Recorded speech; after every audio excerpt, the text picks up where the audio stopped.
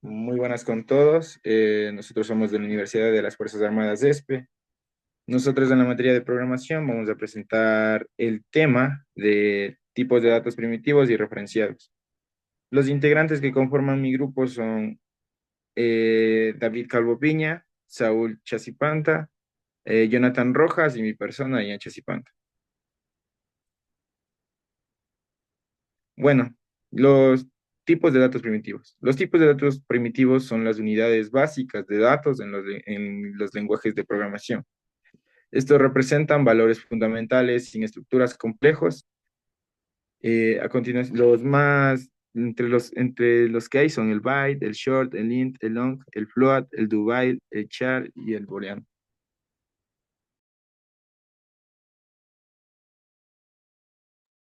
Ya, comenzamos a explicar todos estos tipos de datos primitivos con el primero y más esencial de todos, el byte, que su peso en sí es muy pequeño, es apenas 8 bytes, y es para valores muy pequeñitos, que van desde los menos 128 hasta los 127 dígitos. Ya, en el short tenemos que vuelta el peso se duplica, ya no siendo simplemente de 8 sino llegando a los 16 bytes y usando ya como valores ya mucho más grandes, que lo podemos usar, por ejemplo, desde los menos 32.000 hasta los 32.000 en positivo.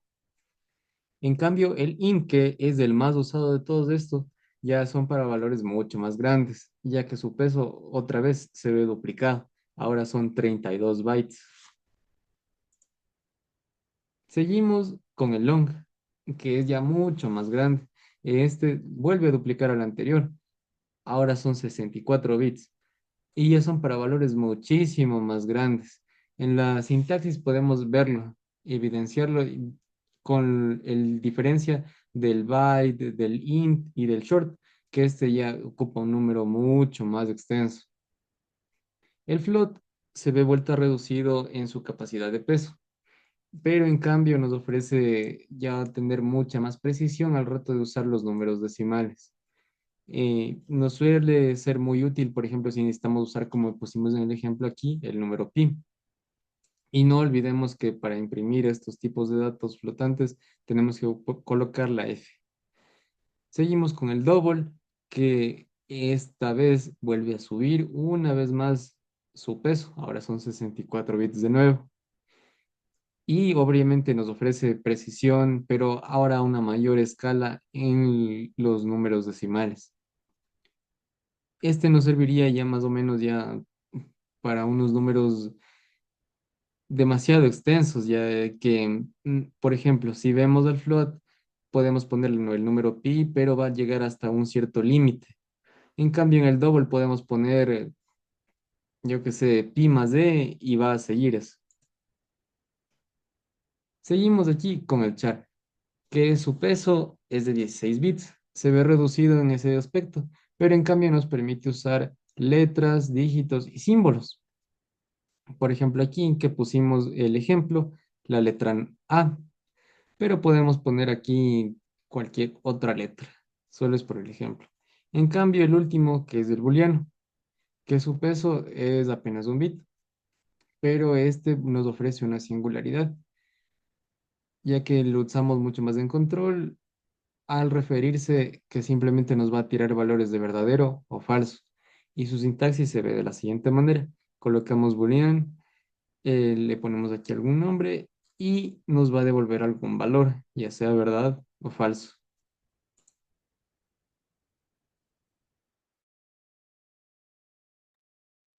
Luego tenemos lo que son tipos de datos referenciados. Los tipos de datos referenciados hacen referencia a objetos o estructuras de datos complejas. Estas almacenan la dirección de memoria, es decir, la referencia a los datos, no los datos en sí, y se asignan en el montón. De aquí tenemos lo que son las clases, interfaces y matrices. Luego tenemos lo que son los datos estáticos. Los datos estáticos pertenecen a la clase en lugar de a una instancia específica de la clase. Esto significa que no es necesario crear un objeto de la clase para acceder a dichos datos estáticos. Esto se logra utilizando la palabra reservada estática, que indica que un campo, método o bloque pertenecen a una clase en su totalidad, o no a objetos individuales creados a partir de la clase. Es decir, que ese dato va a ser estático y no se le va a poder realizar ningún cambio. Y va a quedar así. Luego tenemos lo que son las características de los datos estáticos. Propiedad a nivel de clase. Los miembros estáticos no requieren una instancia de la clase para acceder a ellos. Se accede a ellos directamente utilizando el nombre de la clase. Memoria compartida. Los miembros estáticos se almacenan en una única ubicación de memoria, en el área de memoria estática, y se comparten entre todas las instancias de la clase. Y luego tenemos la vida útil prolongada. Los miembros estáticos persisten en la memoria durante la duración de la ejecución del programa. Y por último tenemos el acceso global. Se puede acceder a los datos estáticos mediante cualquier objeto de la clase o directamente desde un contexto estático dentro de la clase.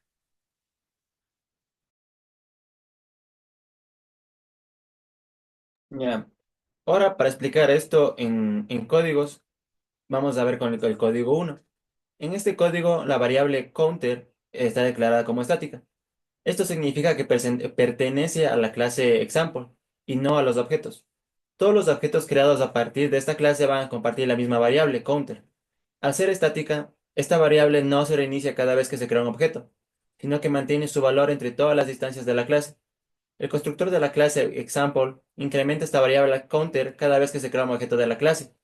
Por lo tanto, si se crean dos objetos de la clase, el valor de counter, o sea, de este contador, será de 2, ya que ambos objetos comparten la misma variable. El uso de static en este contexto permite tener un contador global para la clase, que se comparte entre todas las instancias.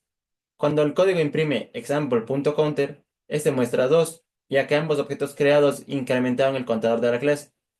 En resumen, las variables estáticas son compartidas entre todas las instancias de una clase, lo que permite tener un valor común, como un contador global. Esto se utiliza cuando se necesita que todos los objetos de la clase compartan una propiedad. Ya, en este ejemplo 2 está más enfocado hacia el método estático. El método add aquí es el que está declarado como estático, lo que significa que no pertenece a la clase, que pertenece, perdón, a la clase calculador y no a los objetos. Estos métodos se utilizan cuando la operación no depende de datos instanciados de una clase en específico. En este caso, el método simplemente suma los números y devuelve el resultado. No tiene necesidad de modificar o cambiar el estado de un objeto, debido a que es estático. Y se puede llamar directamente sin tener que crear un objeto. Este tipo de método es útil cuando la función es general y se va a usar en varias partes del código.